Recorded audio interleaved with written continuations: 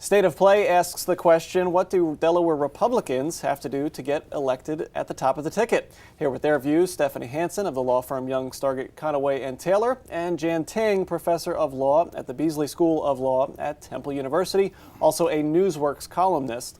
So what's it going to take this year, 2012, for a Republican to get elected at the top of the ticket? At the top of the ticket? A miracle. Yeah, exactly it. I mean, we saw the at least in Delaware, at the top of the ticket, they have the candidates that are out, you know, against for Senate and I believe for governor and lieutenant governor.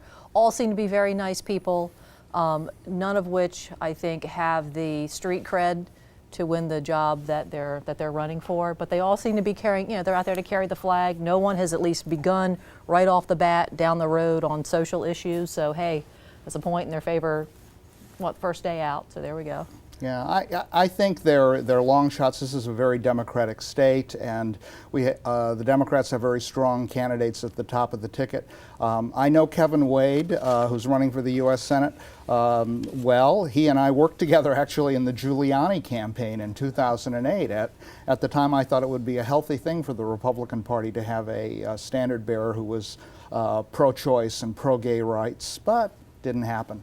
But I'm happy to see Kevin find a new place for himself in the party as a anti-abortion, you know, standard bearer of the new Republican Party.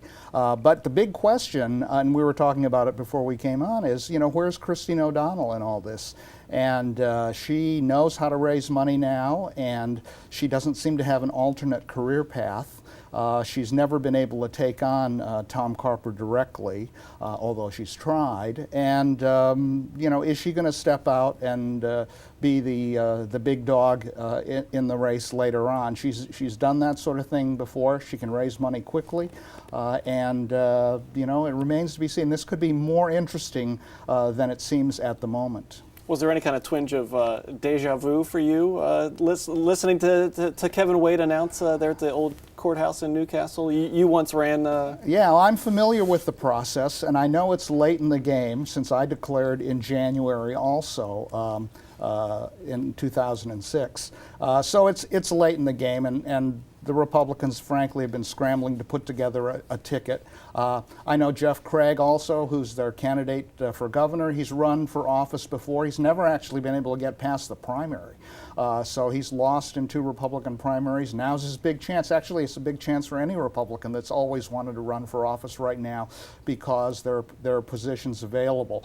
And Tom Kovac, who is the candidate for Congress, he has been successful in 2 special elections. Republicans are very good in this state in special elections. They can call out the troops and concentrate them in one district, and provided that there's low voter turnout, they can win those special elections. And Tom Kovac has won 2, but when he had to stand in a general election against Deborah Heffernan, he was defeated.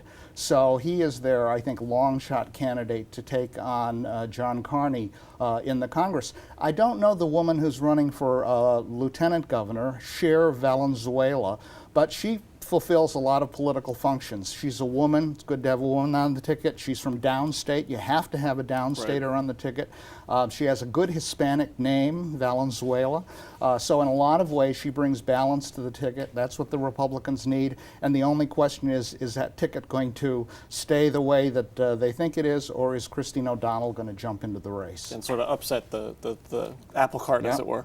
You mentioned the House race, Kovac. Is John Carney vulnerable, do you think, because he is just the first time, and maybe if this were the time to have a Republican be successful against him because he is in his first term, probably so. That he's probably more vulnerable now than he'll be in the future. You know, assuming that he doesn't do anything really off the map in the future. I think it's still going to be a really tough race to win, because I think this is going to be a low voter turnout election. I don't see the top of the ticket driving people out in Delaware to vote. It's going to come down to local elections and the local candidates getting their base out. It's going to be low, so it's going to favor the Democrats. Standard political doctrine is you want to take on freshman incumbents of the other political party. As Stephanie says, that's when they're most vulnerable. If you don't take your shot then, forget it. They're going to be dug in, and they're going to be much harder to get out. So it's understandable that they want to challenge Carney, and they want to challenge my state senator Mike Katz. But I'm not sure that I agree with Stephanie in terms of voter turnout. I think it's going to be a very interesting presidential election. There's going to be a serious Republican challenger. I think Obama has a lot of support in the state of Delaware. I think the turnout will be there. I think the Governor Markell's political machine is still there and is going to churn out the vote. I think all the organizations of the various candidates are going to be trying to get out their vote, and I think that will redound to the benefit of the Democrats up and down the ticket as it has in the past. But Well, we got a challenge then. Election night, we've got to have Jan and I on here. We're going to go. Is it for a presidential year? Is it going to be a a high, medium, or a low voter turnout? I'm still saying low voter turnout, but is there a lot of people you think Democrats going to be very excited and very energized to support Governor Markell? Because it seems, I think it was CNBC came out and listed him as the safest governor for re-election. Does that play a part? No, people are going to stay home because they're going to figure he's got it in the bag. Right. I mean, there's so many other things that people would like to do rather than go out and vote. There's other things, particularly if the weather's bad. They're going to stay in. They're going to, if they think someone is safe and there isn't a serious challenge out there, it'll suppress the vote. The greatest thing that could happen for the Democrats, and I hate to say this, would be for Christine O'Donnell to jump into the race and become the candidate. That's true. Because that will That's generate Democrats and independents to turn out and vote against her.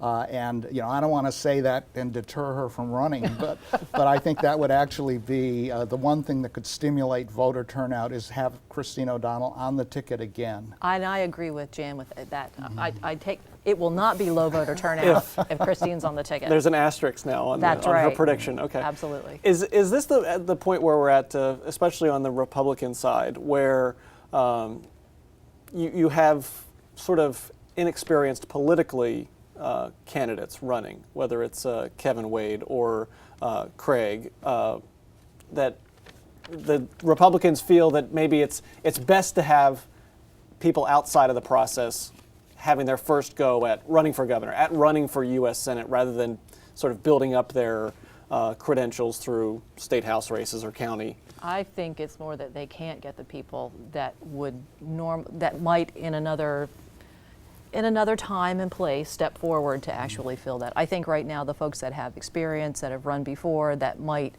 have a better shot at winning, are taking a look around and going, not this time. Republicans don't have a choice in this regard. It's interesting to compare the two political parties in Delaware. If you look at the Democrats, they have a deep bench. Mm-hmm. They have people waiting in line to run for all these top offices. The Republicans have nobody. And it's an interesting question to ask. I will leave it to the historians as to how did that happen? How did the Republicans end up with no bench at all so that they have to, at every election, scramble to try and find somebody who's willing to put themselves into a long shot race? How did that happen? And how did the Democrats get so loaded with young people who want to run for office and who are waiting their turn, waiting for an opening?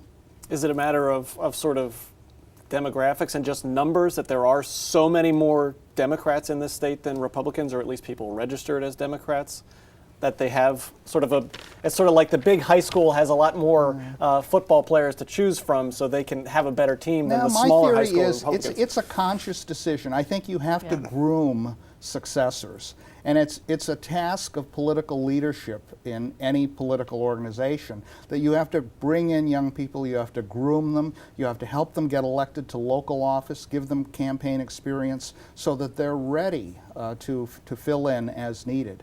And I think the Democrats have done a good job of that for the most part, and the Republicans have not.